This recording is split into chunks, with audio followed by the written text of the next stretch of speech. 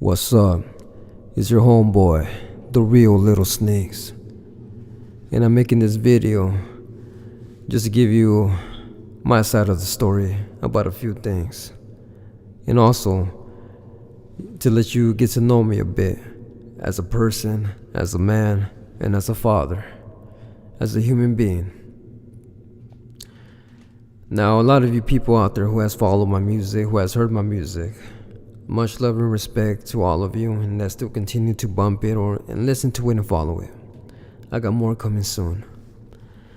Like I'm saying right now, I'm doing this video before Father's Day because, as you know, I'm a father, but I haven't felt that way for 3.5 years now, going to 4. For those of you that know, that follow my music, like I said, I mentioned in one of my songs called I'll Be Here in the album My Legacy. I mentioned that my daughter left California in July 29th, 2013. But she didn't actually leave on that day. How do I know she didn't leave on that day? Because I was there. Me and the mother, of course, we had our differences just like any other couple.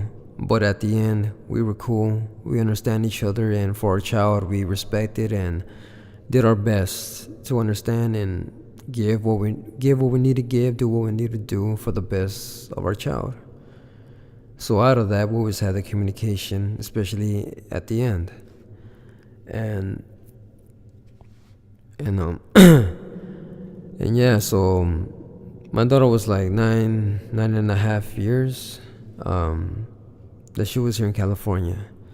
So before the date on July 29, 2013, how long did I knew before the move? 3 months. 3 months before that day, the mother approached me about, how about this idea? How about if that she wants to move. She wanted to move to the East Coast. She has a sister out there that lives in the East Coast, along with her husband, both in the military. Both supposedly had jobs and all these things, and I know them because they used to live out here. So, you know what I mean? I knew they were doing good for themselves. How good, I don't know, but you know what I mean? But much love and respect to them if they were. You know, I never have nothing against them or anybody who tries to do good in their life or does good in their life.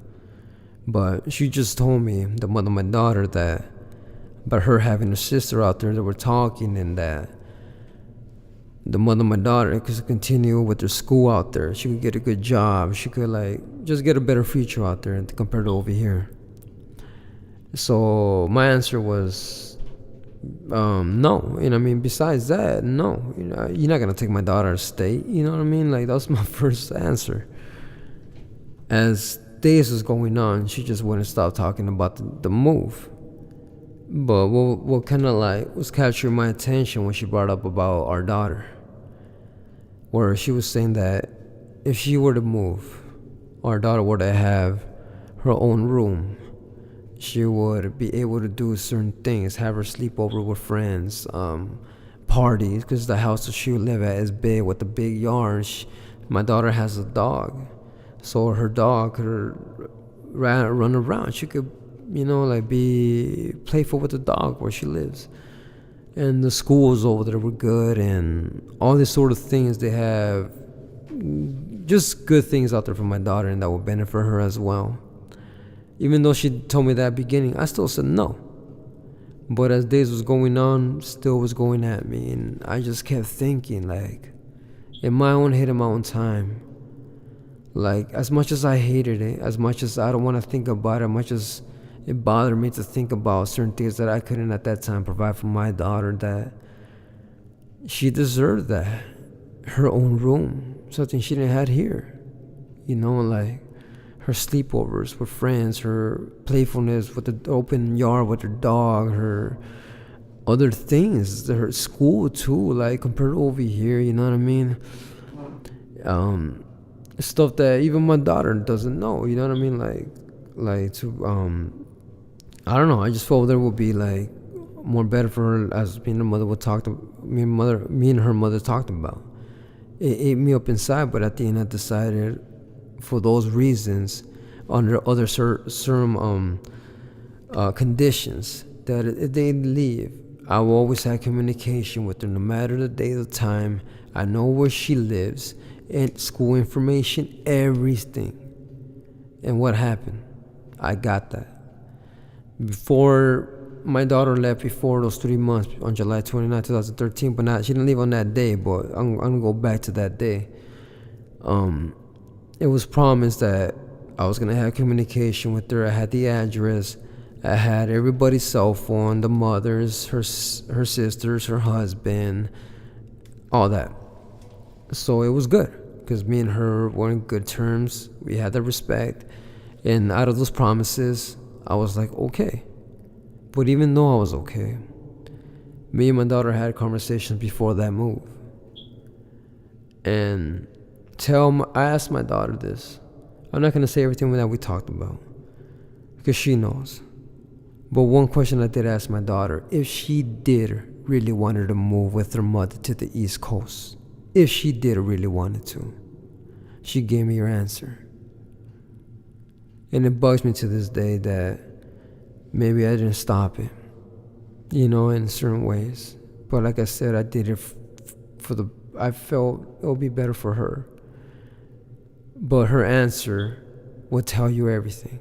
You're not going to say her answer. Ask her yourself if I'm lying.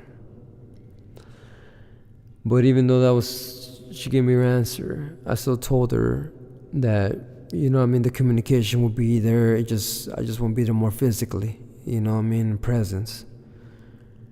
And that's so I was there with that information, and so I felt like, okay, I could trust this person, because everything was cool. I had all the information in case of anything would go wrong, sort of say, God forbid that, right? So when they left to the East Coast, I had the good communications on the beginning. Since I had their numbers, I was calling them on the cell phone or the house number, or whichever the case may be. I was always calling my daughter on my break or on my lunch, because there was 3 hours different between California and the East Coast, where she was staying at, where she was living at now. And even if I got in contact with her, it would always be like 5 minutes, nothing like would be long, a long conversation, because obviously my breaks, my lunch, and the mother will always hear our conversations and would always butt in, like, she got to do this, she has to go to a school activity, she has her homework to do, or she's grounded for whatever reason, or you know what I mean, like she didn't like the way the way we were talking, for whatever case it may be, any excuse, it will come about, and that will be the end of the conversation, and she would just click on me. You know what I mean? And me trying to not escalate it more, and of course so many things I wanted to say, I always kept it to myself and just accepted it and let it be. Because the last thing I wanted to do was lose that sort of communication and be in bad terms with the mother. That's why I always kept it cool, and we had that sort of understanding.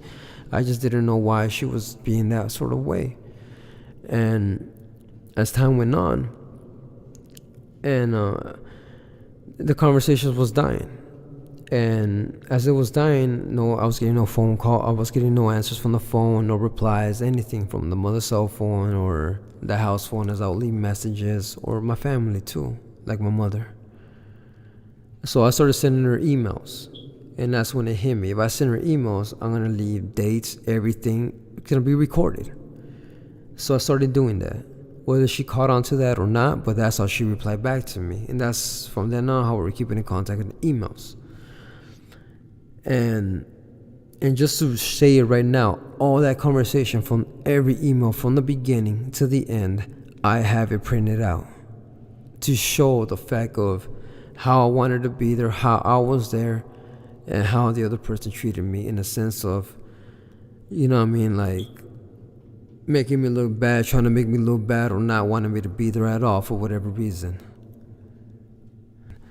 But in my head, another type of conversation I had with my daughter before she left was that one thing that I was afraid when she moved was the fact that communication was going to die out, knowing the fact that if the mother meets somebody, it's gonna go a different route. You know what I mean? How I know that? Because that kind of happened over here when she was staying in California. When she would bring other individuals, or she'll pick up my daughter from where I live, from the house. When she'll pick her up, bringing guys to come over and pick up our daughter. You know what I mean? Something I never done before. I never took any girl and pick up my daughter with her because I felt that was wrong. But with her, it was cool. You know, it was just not one guy. It was not two guys. It was like 3 different individuals that I could recall. But like I'm saying, I never wanted an issue. I never gave her an issue for it. And, you know what I mean? Just try to be cool. But I know, that's what I'm saying. That's how I know, like, if somebody would come to her life, I know it was going to go that sort of way. And me not knowing the guy, I can't even imagine how that person may be, let alone towards my child or what he'll be telling her. And that's something that still kills me to this day. And so as it was dying now, and I was going through her emails, she told me if I could send her a cell phone instead, in which I did. I went to the phone store, bought my daughter's cell phone, sent it to her, and since you could track it, I was tracking it, of course. It got there. I saw it go, like, it was being delivered, but for some odd reason, it went back to the post office. So I know, okay, nobody was home, but they knew that day it was supposed to be, that phone was going to get there, and how important I wanted for her to have that phone. But it went to the post office. I kept calling the cell phone a few days after, it was a few days. I just kept calling until I get a ring, because the cell phone was just sitting at the post office over there. And I was wondering what's going on, if they knew it was going to go there. Finally, someone answered the phone, and it was my daughter. And then I told her, Mamas, the cell phone arrived. Nobody was there, but it's at the post office. Could you please tell your mother, your uncle, your aunt, somebody they could go with to help pick up the phone, you know what I mean? Because if not, it's going to be resent back. And then she told me that right there and then that I heard her telling them that it's there and that they will pick it up as soon as possible. After that conversation, no. They did not pick it up whatsoever, because it got resent back to me. And I could show proof to that as well, because I still had that envelope that the cell phone got resent back to me. They never even bothered to go pick it up when it sat there for over a week at the post office. So what I did, I had to buy another envelope and resend it again. And this time they got it. And I was very happy about that. So me and my daughter were finally having that direct contact. But even though we had that direct contact, that mother was always behind that cell phone. How did I know? Because same thing. Something will come about, a certain activity. She has to go to sleep early. She has to eat. Something came about. Something she didn't feel right was going on over talks. So I don't know any reason. And click. She'll just click on me. As time was going on, that's even with the cell phone that I was paying for monthly, I was not getting no calls, no texts, no replies, no nothing. Months was going by, I was paying that cell phone bill. And not one time did I get a call, not one time did I get a text back. Holidays, birthdays, you know what I mean? Anything you could think about was going by, and me paying that cell phone, wondering what's going on. Until one day when my mother told me she called, some guy answered and said that was not my daughter's cell phone. I took that as a shock, and I honestly did not believe my mother at first. Not that I don't believe her, it's just that I just found it too hard to be true. Until I started calling myself, and sure enough, a guy answered. And sure enough, he didn't say anything about that's not my daughter's cell phone. He just said, "Who's this?" And I said, "I'm Christina's dad. Who's this?" Clicked. Ever since then, I was pissed. I mean, who wouldn't be pissed? But after that, I knew my daughter was not having her cell phone. That was the reason I was not communicating with her. Somebody had that cell phone, and there was a guy in my head. This must have been some dude. Obviously, the mother is obviously seeing. Nothing that I have against. I'll be happy. But she's using our phone, for him to have to use. I don't know the case. Maybe it was the guy who answered the phone. So that freaking bothered me. Days was going on, I let that beat was calling, texting, nothing. So in my head is that this guy, whoever he is using my daughter's cell phone. One of the hardest things I had to do was go into the phone place and tell them to disconnect my daughter's cell phone. Because it's already been months that I've been paying in nothing. And to have a guy answer the phone, that was the straw for me when it came to that. But it hurted me like hell. It's like if I'm cutting communications off with my daughter. And once again, I tried to make efforts on emails and nothing. So I was went through downtown, right here on downtown core, San Bernardino, tried to get help. Some sort of help about this. Because my understanding and going through all this is because since she left to the East Coast, the laws are different from here to California. Especially since she's been out there over a year, they're already declared as residents over there. So if I wanted to fight for them, I had to go over there and do the whole ordeal in the East Coast. But what I did, since I found out information, I called the courthouse where she was at in the East Coast, order the paperwork for the court, and I still have it to this day to show proof that how much I've been trying in my efforts. And since I got the paperwork, one thing they told me since I live out here is to get a lawyer, because I can't fly out there. I got a job over here and everything. No way I could be out there for a few days, pay for hotels, for the court, for this, for that. You know what I mean? I'm not making that so much money I could do that. And they want to let me fight it from here to over there. And it was, like I'm saying, I don't know, they were messing with me in that sort of sense, but there was nothing I could really do until they told me on the East Coast to get a lawyer, but over there from the East Coast. And that's what I did. I got me a lawyer over there. I won't mention the name, but this lawyer's a piece of shit. And I say that because at first he was cool. You know what I mean? We started talking sort of my situation and everything, and I'll get back. Okay, I'm going ahead of myself. I'll get back to that lawyer. But when the conversation died about my daughter, my conversation just completely died and gave up for my daughter. That's when I was really having it. You know what I mean? Got tired of it and everything, and I know the mother like the back of my hand. She could do whatever she wants.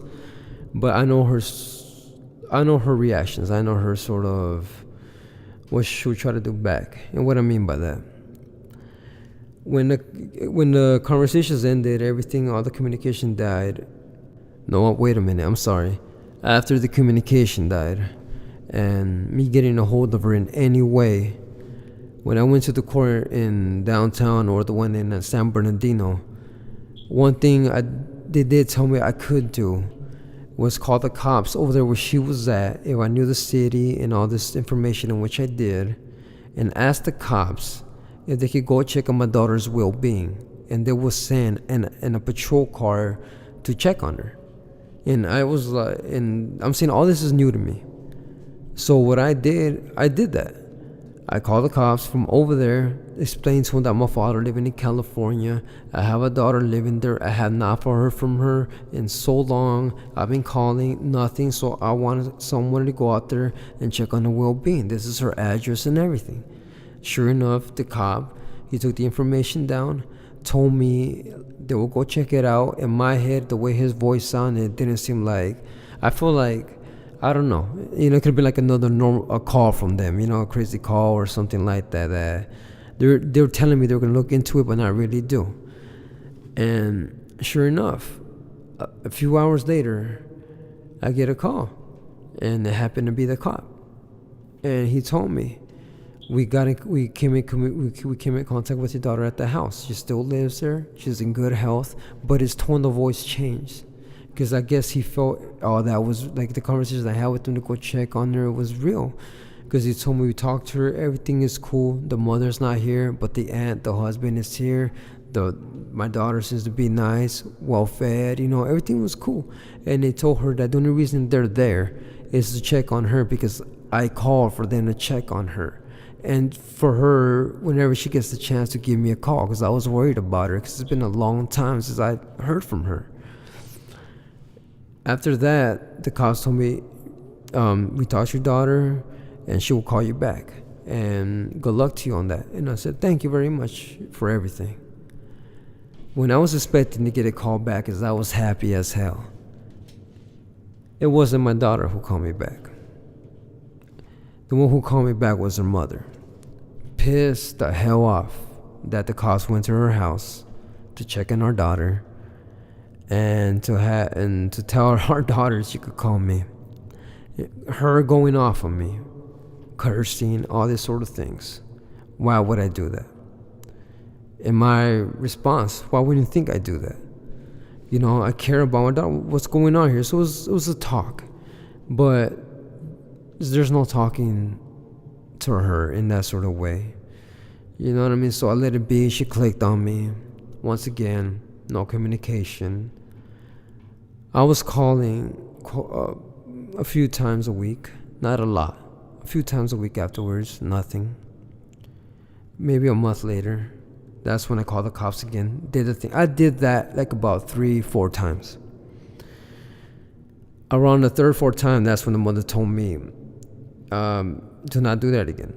If I were to do that again, she will move away and she will not tell me where she lives and all this sort of thing because she's tired of that sort of thing. And I'm like, in my head, I'm like, how the hell could you be tired of that? I'm only calling about that, and you could end that sort of drama if you let my daughter talk to me for like a few minutes or anything like that. But like I'm saying, the way she is and the way she's coming at me and everything is just making it all hard and difficult. So once again, she would just click. And then so I was afraid of that. I did not bother calling the cops no more. And we had a good relationship with her and her family in Fontana. And I don't know if they still live there or not. But even them, we're going to fight. They were going to go with me to fight against the mother for my daughter. Because after that threat, I went to the family and told them if they could help me out, that I was going to take her mother to court, if they could help me out, in a sense to talk to him to show I wasn't a bad guy the way she's making me out to be. Because even her own cousin that lives in Fontana, and you know which one I'm talking about, we used to have conversations. She used to be on my side about a few things. When I had disagreements with the mother over there at that house, she'll be on my side. Not saying that I was always right, but we had that sort of like, I don't know, just that good bond, sort of say. She knew I was not that bad. And one of the reasons I found out why she would see me that way, because she told me herself that she used to compare me with the father of her daughter, and that she would wish that I was like that. Because every time when I was going to her house, picking up my daughter, dropping her off, she'll see the smile. She'll see this. She'll see that my daughter will always just tell them about our days together, weekends together, everything. So out of that, what does that tell you about me? Not that I'm perfect, but to show that I was a father and that I love being a father. And they agreed to help me fight against the mother at court for my daughter. But one thing, how that relationship ended at the end was that they themselves, once the mother of my daughter left, didn't have no communication with her as well. We're losing that communication, and they lost it around the same time when I lost it, supposedly according to them. Until one day, when I can't recall from work or something, my mother tells me she just got off the phone with her aunt, with the one that lives in Fontana, that they were going to go visit the mother of my daughter and my daughter in the East Coast. That got me shocked as hell. How could that happen? After they not having communications, all this sort of thing. The cousin told me all this sort of negativity about her, that she met some guy, this and that. You know what I mean? This is the reason why I was cut off, because she met some dude, she's going to get married, and all this sort of things.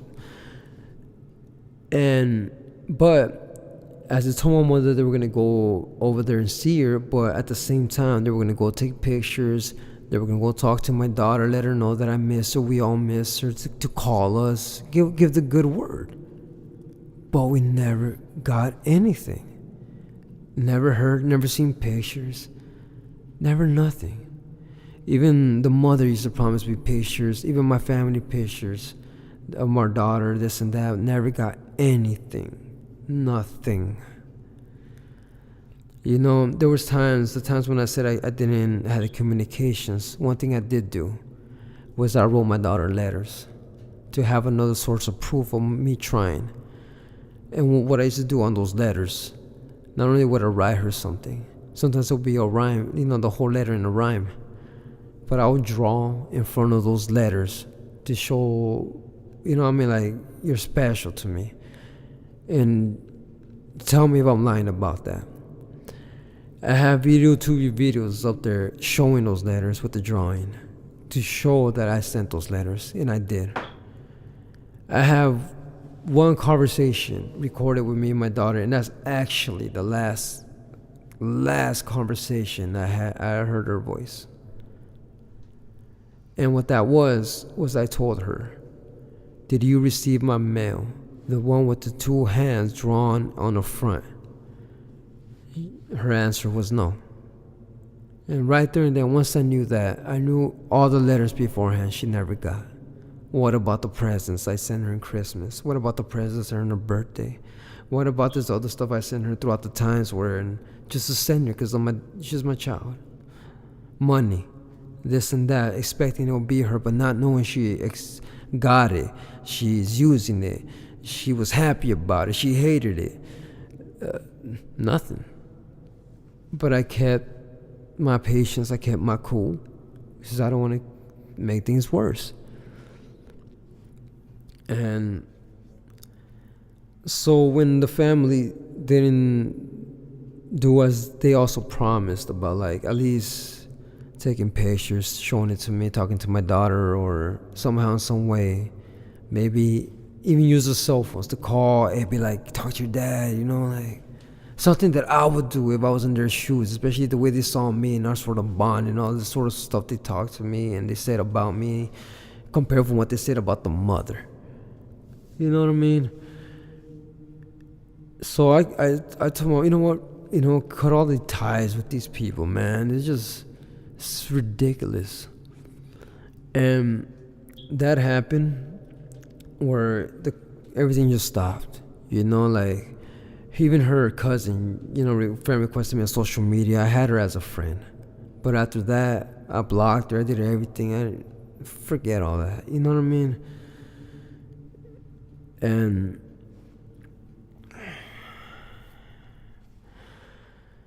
like I'm saying, my effort's always been trying since she was in the East Coast, knew laws, knew everything.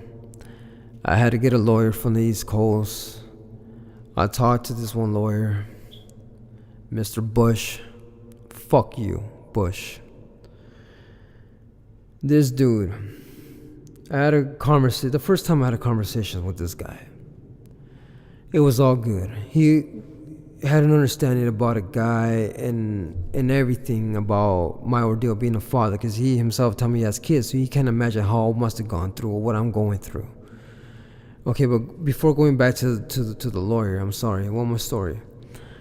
How I got the lawyer too, and why I got the lawyer, besides fighting my daughter, was for another reason as well, and that is when the relationship ended with Fontana and everything about not having communication with the mother or my daughter, that's when I did not know nothing or the whereabouts of my daughter, anything.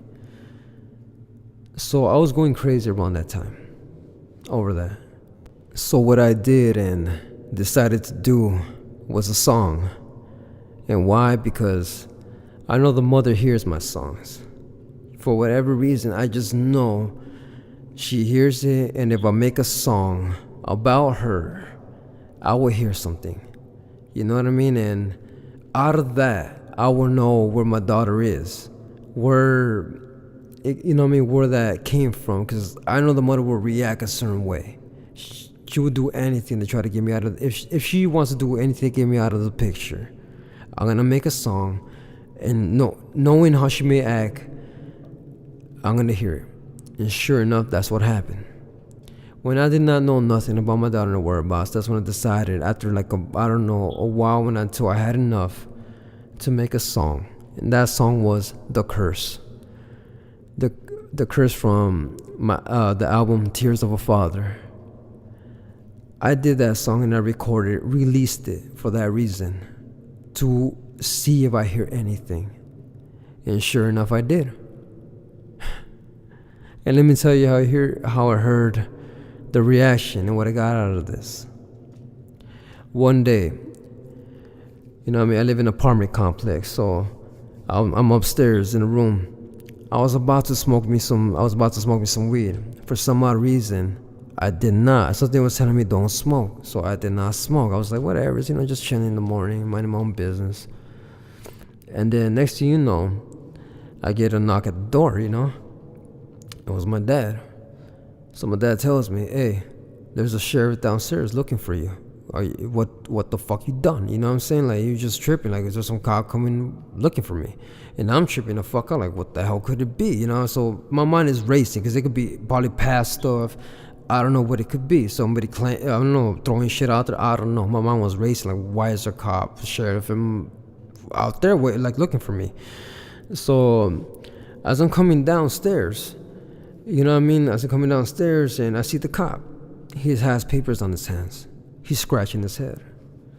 And in my head, I'm like, okay, it's nothing too bad, because obviously his attention's not towards me. His attention towards the paper. So I'm like, you're looking for me? You know, hello, officer, you looking for me? I'm this person. He's like, yeah. Are you this and that? And I'm like, yeah, that's me. I came to serve you papers. It was from either Pomona or Fontana Sheriff. I can't recall. I live in Omani. So it was a guy from either Pomona or Fontana Sheriff. I can't recall. It was one of those two. He came from all the way over there to over here to serve me paperwork. And that paperwork was he was scratching his head, where he was telling me he did not understand how could I have a restraining order put against me from the East Coast to over here. And once he said that, I knew where it came from. Once I said, who else? She heard that somehow. I heard it had to be her. So I got the paperwork from his hand, and I was like, it's the mother of my daughter. It has to be about my daughter. And that's when he said, yeah, it's about your daughter. And he was telling me this. Like, how could this be possible? How could she put a restraining order on you from this far? He was not understanding that because he was reading the paperwork. So it was weird that me and him had a conversation about that, because he told me his brother was going through the same exact thing, only his brother's kid lives in New York and his brother lives here. So he just told me best of luck to me. He wished me the best, and hopefully I get that resolved. And he just found out to be ridiculous, because the way the story was, and I'm over here in California, and the restraining order was filed over here on the East Coast. And so I got to read your court paper from what you wrote, and how I got the 3 years of restraining order. And I'd like to share to everybody her side of the story, what she wrote down. So hopefully you're listening. Friday of April 2016, I picked up my daughter, name of my daughter from the school, name of the school, name of my daughter, sat in the vehicle, upset, very bothered. She was shaking out of anxiety. I asked her what was wrong. She said she was sharing with her friends her personal life and mentioned her father, my name. She shared that he makes YouTube music videos. She came across a video with the caption of me, with the caption stating, "Fuck that bitch." The name of my daughter and I don't talk. The name of me because he is disrespectful, and the name of my daughter chooses not to communicate with him. The very last time I spoke with him was about 1.5 years. Same for my daughter. The name of my daughter and I didn't hear the video until after I called that police station over there. I'm very tired of my name. He's been nothing but problematic. When I called and spoke to the officer, he asked me if he threatened me on the video. I said I didn't hear it. After I got off the phone, I went online and heard it. He provided my personal information, such as my first name, middle name, and last name, along with my date of birth. The music video is online on YouTube. Earl is Get the Earl information, the name of the song, my channel. Video is about 5 minutes long. His statement in the video is threatening. He stated that the reason I'm untouched is because of him, because he has friends that would do deadly favors for him, and anyone who loves me or helps me are his enemies. Soon after hearing this video, I was afraid. I called back the police department, and the officer directed me what to do. Monday to the police department, write a report and pursue with the courts. Today I went to the police department and made my report. Even though my name lives in California, I'm still concerned. He posted a picture of me and my daughter online. I'm afraid if any of his online followers recognize me, tries to harm my daughter or if he were to ever visit or have his friends come after me, because I know some of his friends are gang related. That's her story. And that's how she got her restraining order. But not like that. When I was given this sort of paperwork, I reacted as quick as possible. Why? Because that when I got received that and I read all that, said I have 5 days to show up in court over there in the East Coast, to show up 5 days to the East Coast. I'm working. I already got served. Even though if I wasn't working, how would I'm saying, have money to fly to the East Coast, get a hotel, the food, room, everything. I don't have it all like that at that very second, but I have 5 days to show up there. So what I did at that very day when I got presented those paperworks, I did not go to work. I had to call in. At that time, I was with a certain ex, and that's one witness right there as well, where I told her I gotta go fight this. I gotta do something about this. I got 5 days to fight this or say something. So once again, I went to downtown. I could only recall it was downtown or San Bernardino, one of those courts. I went and it told me one thing I have to do: write a note and fax it to the court as soon as possible. So I have that note.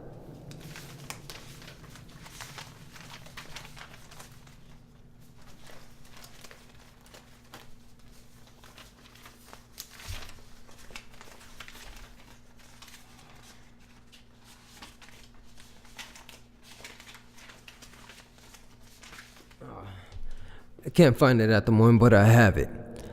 And what I wrote on that was basically telling them there's no way possible I could go in 5 days over there. So what I'm requesting is if I could be over the phone or video camera if possible to fight against this sort of allegation about this restraining order BS in my head. But out of that, I was able to know where my daughter was.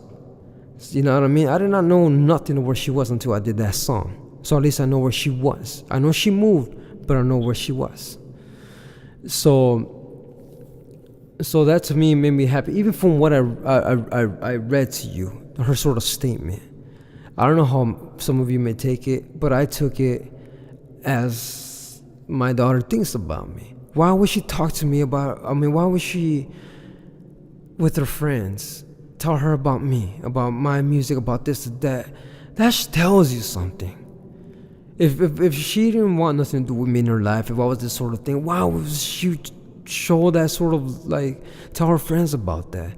And I know my daughter, by her saying that she was in anxiety, all this sort of things, I know she's a child. I know that my daughter's tough, and she knows me.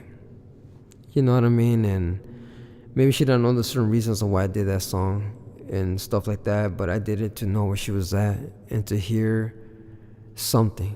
And from that, which the mother wrote from what I read to you, despite from what was it for about the restraining order, but it put a smile on my face knowing that my daughter talked about me with her friends. Something I did not know about, but it touched me. And it showed me that she loves me. And it could have been different.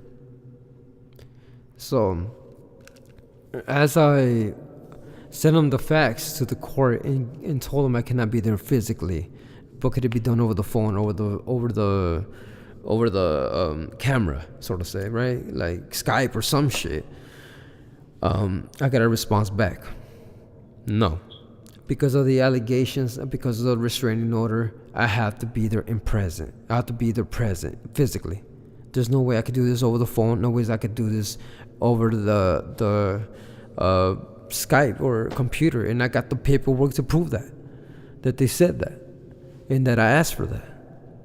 So within those 5 days, I had to get the lawyer. I had to find a lawyer. That's when I talked to that motherfucker named Mr. Bush. I'm sorry, but that was a piece of shit. We had the conversation. We were talking. So I was hiring him to fight the restraining order. That was the first thing I was going to fight, the restraining order, obviously, because now I know where she was at. And from there, I was going to go fight for my daughter, you know what I mean? Like visitation and all this sort of thing. But as we were talking a few days, he ends up telling me, well, how come you don't fight for just visitation rights? No, I'm sorry. He told me he was gonna fight for that, but he told me, well, I don't fight for visitation rights. I told him I want to, but do you do that as well? And he told me, yeah, I do that as well. So I'm like, wait a minute. Okay, so I was gonna hire you. I'm gonna hire you to fight for the restraining order. But if you get the visitation rights, I might as well go for that. But he told me, well, since the restraining order was brought up, I had to fight that first and then fight the visitation rights. Because if I just go for the visitation rights, the restraining order is going to put into play, and that's going to make it harder for me to get that visitation rights. Because I had that on me. But how we talked, I got the restraining order over a song. I never spoke to them within like 2 years before I did that song to find out where she was. And he even told me that was bogus. He read her statement, everything. He was even telling me that she was the one being the antagonist. You know what I mean? Being the not the right one here. Out of the whole conversation, the whole talks, at the end, I decided not to pay him to fight for not to pay him to fight the restraining order, but to pay him to fight for visitation rights. I sent him over $1,000 money order. I still have the money orders for that because I put down right there for my daughter for the court on the money order. And I know he accepted it because I seen he accepted it, but I never heard anything from that. Time was going by. I was calling, never got an answer. Left messages, never got replies. Sent email, didn't get anything. Tomorrow is Father's Day. 1 year.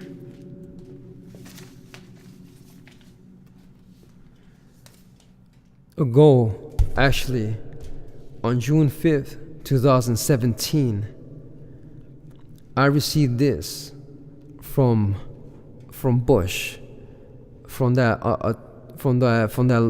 law offices right there. And this is what he sent me on mail. This is his letter. 1 year after I paid him when nothing was done. But by then, the restraining order already got put in effect. I got served those papers here. I got a restraining order for 3 years. You know, I was a registered gun owner. I couldn't hold no guns no more because she mentioned I had a gun too on a paper court. So I had to sell my gun. And I couldn't own these other positions I had. You know what I mean? So, and it just hurt me. But knowing the fact he didn't do anything really hurt me hard, but it hurt more my family because we were having that hope that something was going to happen. But 1 year after that day, June 5th, 2017, and I had this framed. His letter. And this is what he wrote. Dear Jose, please accept my sincerest apology for the delay in getting back to you. Unfortunately, I misplaced your contact information and only recently found it in another file. If you give me the following information, I will file your custody petition and get you your visitation rights with your child. I will need the mother's name, your child's name, and date of birth, where they are currently living and with whom. What are you looking for with respect to visitations? Would you come to the state where she lives in to visit, or do you want your child to come to you in California? I have to put this information in my petition. I would do it expeditiously so we can get it done. You waited long enough. Please email me the information to me at his email so I can get started immediately. Thanks. Very yours truly. Fucking Bush. Fuck you. Nothing got done. That's the last letter I've heard. June 5th, 2017. Today, what is it? June 16, 2018. This is the last thing I've heard.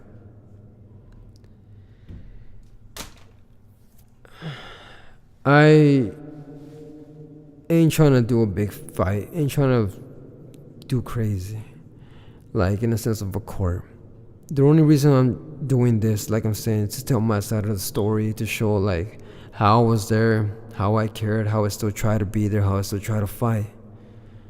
But when someone in my position was getting thrown in circles like this, getting messed around with the laws from other state, from attorneys from other state, you know what I mean? And just for a person to not want to have this other figure, a parent figure who's always wanted to be there, who I wasn't the best father. You know what I mean? I did my best. And out of this missing out of fatherness that I feel has been ripped away from me, I've learned a lot. And I know once I have communication back with her, everything will be much more different. I have grown so much, and I would be different in a lot of ways. But I never ever stopped caring. I never ever stopped loving. I never ever stopped trying. It's just a process. Patience is a motherfucker. But one thing about me, I don't care that pain's coming to me, because I can handle it, I can deal with it. But one thing that bothers me is how that affected my side of the family, more towards my mother. Because my mother has always been there with her when I was at work, raised her more, taught her more, you know? So seeing her the way she is kills me every day like that. But I was lucky and thankful that I was able to, I'm saying I'm humble, I'm positive now, and that depression, that anger I had within those 2 years when my daughter was gone and I have no community, no nothing, and put yourself in my shoes. You know what I mean? When that something gets ripped away from you, and how I said, holidays, birthdays, times when you know where your child's sick, when you're seeing other kids, you know, with their fathers, with their family times, you know, going to school, the sort of activities, school stuff, open house, sports. My daughter was into music, you know, like, to not know anything. But you have that essential feeling that something's wrong, or you have a feeling that you want to talk to them, but you can't. And that fucking hurts. You know what I mean? And out of that end, right now I'm still trying to do, you know what I mean, to do my best and getting a hold, to getting that sort of communication back and everything. In my ways, I was trying to do things to kind of like, honestly, to get back at the lawyer, to get back at the mother, certain ways that I feel like I should get a bit paid. You know, not just me, my family get repaid back in so many ways. But I could care less about that. I just want that communication. And if you hear this, you know what I mean, my daughter, I don't know what's in your head. All I can remember is how you left. To me, you left 9.5 years. So to me, in my head, you're still that girl, that age.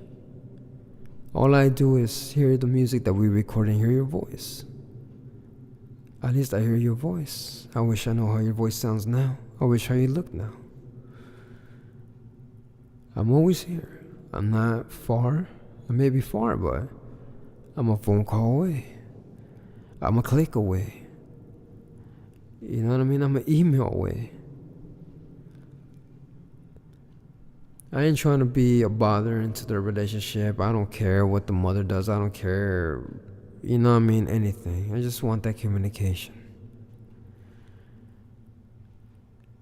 And from what your mother told me, it was true. I'd rather hear it out of your words, your mouth. And if it is true,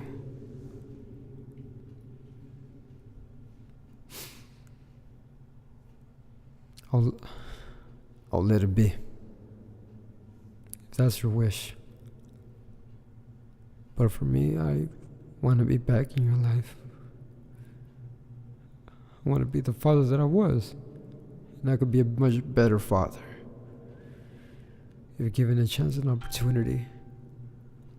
One thing I hate, I'm losing everything. I'm losing your time in school. I'm missing you growing up.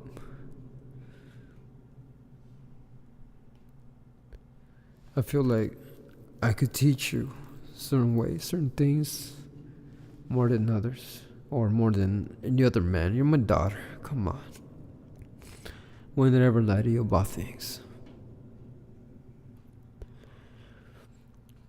I don't know what else I could say. I mean, it's a long story. It's a lot more that I don't mention. I'm trying to get all detailed, but to let you understand about that, about me and my daughter, that sort of situation, how it happened, why it happened. You know what I mean? And so all the fathers out there just going through the similar situation, don't have their kids. No, you're not alone out there. You know what I mean? And maybe my child will, my mentality might change, which is a little bit older how I hear everybody, but I hate patience, and I can be patient like that, especially when it's around my child. I want to talk to her, call me. But I'm still facing a restraining order for a song. Just to know where my daughter was at. I'm guilty just for that. But I love you, and I miss you. I'm not gonna stop trying, and I hope that if you think about me, your good memories, and you remember me as much as I remember you, or remember us too. I have it in my heart that I will talk to you again. And when we do, we'll talk about more. I love you, and that's my story. Till next time. Bye.